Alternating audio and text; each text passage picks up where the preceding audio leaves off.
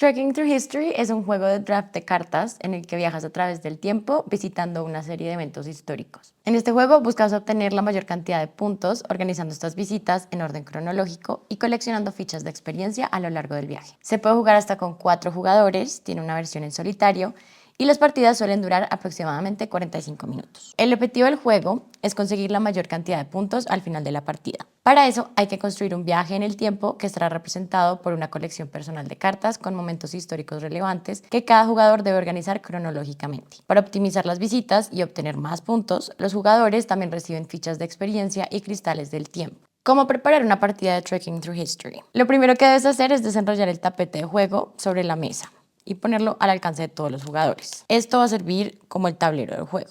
Después, ubica la caja con los recursos cerca del tablero. Esta caja contiene fichas de experiencia, que son estas: de persona, de evento, de innovación, de progreso, estas que son los comodines, y también incluye los cristales del tiempo.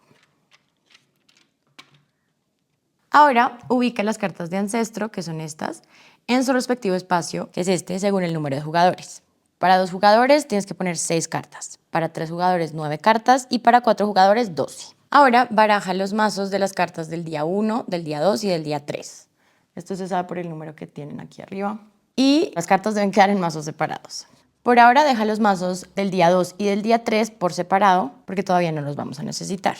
El mazo del día 1 te va en este espacio de aquí y debes destapar 5 cartas boca arriba en estos espacios de aquí. Todas estas cartas, incluyendo la primera del mazo, se convierten en la fila de salidas. De toda esta selección, los jugadores van a poder escoger cartas en sus turnos. Baraja todas las hojas de itinerarios y reparte 4 a cada jugador. Si es tu primera partida, es mejor que elijas uno al azar para la primera ronda, pero si tienes más experiencia, puedes elegir el que creas que te convenga más para cada ronda. Entrégale a cada jugador un marcador de puntos del color que elija y ubícalo en la casilla del 0 del indicador de puntos del tablero. Pone el reloj al lado del tablero de juego y ubica los relojes de bolsillo de cada jugador de forma aleatoria en la casilla del 12. Entrégale a cada jugador el tanque de cristal de su color y un cristal de tiempo para que tengan su reserva.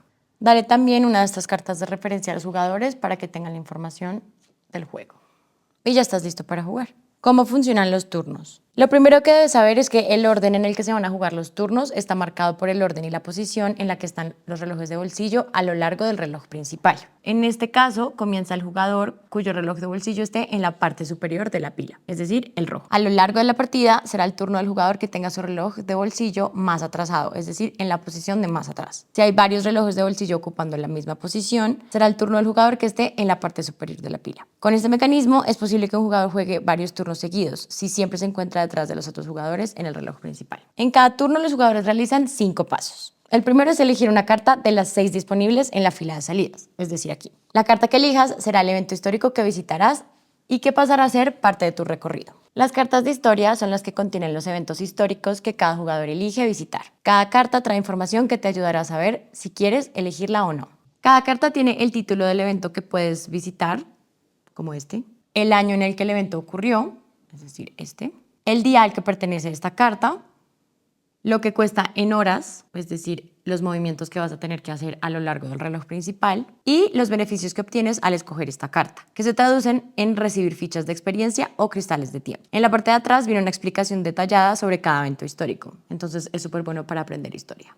Además de poder elegir una de las cartas históricas, también tienes la opción de escoger visitar a un ancestro. Esto lo haces escogiendo una de estas cartas para que forme parte de tu viaje. Estas cartas tienen la ventaja de que tienen fechas flexibles, por lo que básicamente copian la misma fecha de la carta anterior de tu viaje y te permite extender el itinerario, porque te deja mantener el orden cronológico que necesitas para obtener puntos. Cada vez que obtienes una de estas cartas, te llevas también uno de los comodines. Lo segundo que deben hacer los jugadores en su turno es mover el reloj de bolsillo. Después de elegir la carta que quieren, deben mover el reloj de bolsillo de cada color el número de las horas que indique la carta que escogieron. Esto significa que ese es el tiempo que pasaste visitando ese evento histórico. Si tu movimiento finaliza en la misma casilla en la que hay otro reloj, ubica el tuyo encima formando una pila. Por ejemplo, si yo decido escoger esta carta para que haga parte de mi viaje, vale 2 tiempos. Entonces debo mover mi reloj de bolsillo 2 tiempos. En este paso, ten en cuenta que al mover tu reloj de bolsillo puedes usar cristales de tiempo para reducir la cantidad de horas que te mueves. Cada cristal resta 1 hora del total que tienes que dedicar para visitar un evento, por lo que te mueves una casilla menos en el reloj. Puedes gastar el número de cristales que quieras en tu turno para ir reduciendo de a 1 hora. Lo único que no puedes hacer es usar los cristales obtenidos de una carta para reducir las horas de esa misma carta. Los cristales que uses deben ser parte de tu tanque de cristales antes de elegir la carta. Y no hay límite para la cantidad de cristales que puedas tener dentro de tu tanque. En este caso, si el jugador azul quisiera esta carta, podría utilizar uno de sus cristales de tiempo para solamente moverse un tiempo en lugar de 2. El tercer paso es recoger beneficios. Esto consiste en recibir las fichas de experiencia que indique la carta que elegiste. Y además también recibes las fichas que aparecen debajo del espacio donde estaba ubicada la carta. Por ejemplo, si yo escojo esta carta, recibiría una de las fichas de persona. Y además también una de las verdes. Cada una de las fichas que recoges las debes ubicar donde corresponde. Si son cristales de tiempo, las guardas en el tanque de tiempo. Si son fichas de experiencia, las debes poner en la carta de itinerario, en el espacio vacío más arriba de la columna que corresponda al color de la ficha. Es decir, si recibes una ficha azul, ubícala en la columna azul de arriba hacia abajo.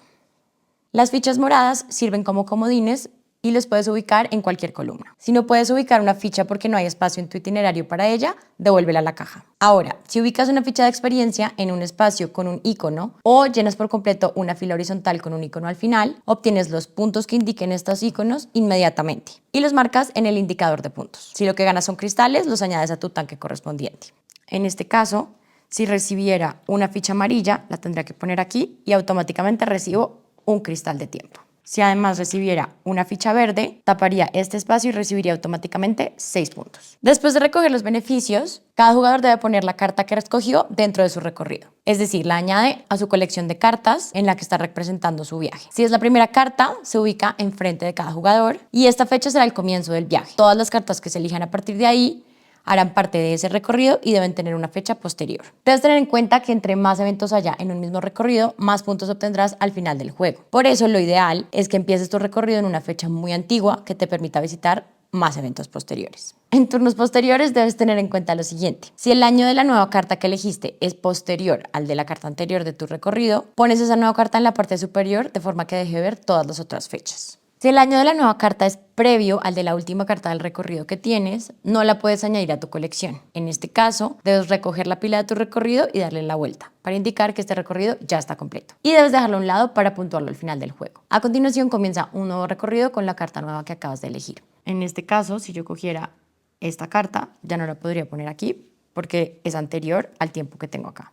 Este recorrido se cierra e inicia uno nuevo con esta fecha. Si en lugar de elegir una carta de historia prefieres coger una carta de ancestro, añádela a tu recorrido actual. La fecha de la carta de ancestro se convierte en la misma fecha de la última carta del recorrido. Esto sirve cuando las opciones disponibles en la fila de salidas no son útiles para mantener el recorrido en orden cronológico y te da más tiempo para que salgan opciones que sí te sirven. Ten en cuenta que no se puede iniciar un itinerario con una carta de ancestro y también que puedes poner varias cartas de ancestro consecutivamente. Después de esto, desliza y rellena las cartas de historia de la fila de salidas hacia la derecha para rellenar los espacios vacíos. Si el espacio vacío es el de la izquierda, pon la carta superior del mazo allí. La ronda continúa hasta que todos los jugadores lleguen a las 12 en el reloj principal. Cuando todos están ubicados nuevamente en la hora 12, el día se termina. Si es el final del día 3, el juego acaba y hay que contar los puntos. Si no, debes descartar el mazo del día y las cartas de la fila y sustituirlo por el del siguiente día, llenando también los espacios en la fila de salidas. Descarta también los itinerarios actuales de cada jugador y las fichas que tengan en él. Y elige alguno de los restantes para usarlo en ese nuevo día. La siguiente ronda debe iniciar con todos los relojes de bolsillo ubicados en la hora 12 en el orden en el que hayan llegado. Al empezar un nuevo día, los jugadores continúan su recorrido actual y conservan los cristales que tengan en su tanque.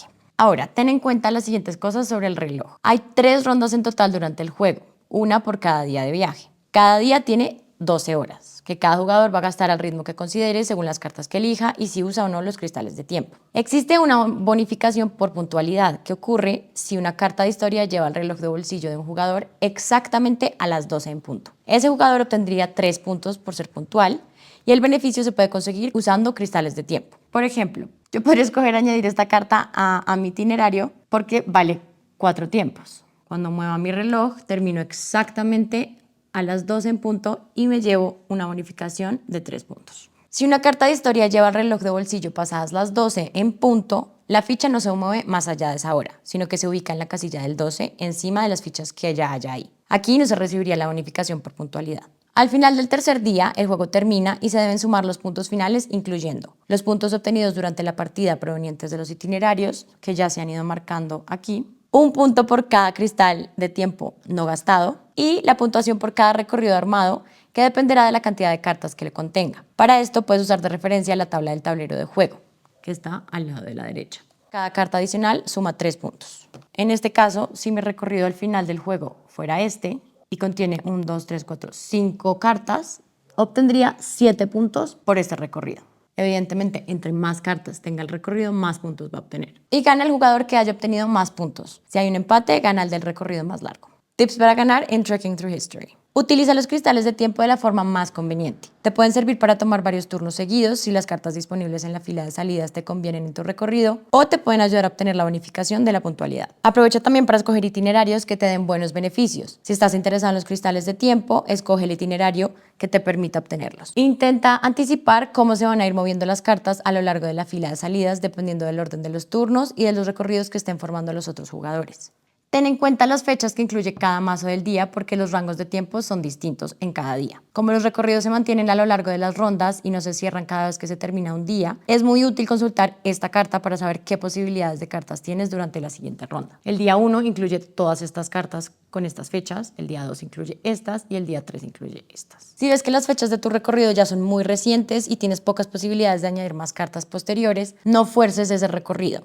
Es mejor cerrarlo y comenzar uno nuevo, sobre todo si puedes hacerlo con una carta de una fecha muy antigua. También intenta no dar saltos temporales tan grandes en tus recorridos. Este juego es perfecto para las personas a las que les gustan los juegos con un toque como más cultural, que tengan un diseño súper bonito, obviamente que les interese la historia. Tiene una dinámica sencilla, con una estrategia que no es tan pesada, todo el mundo lo puede entender.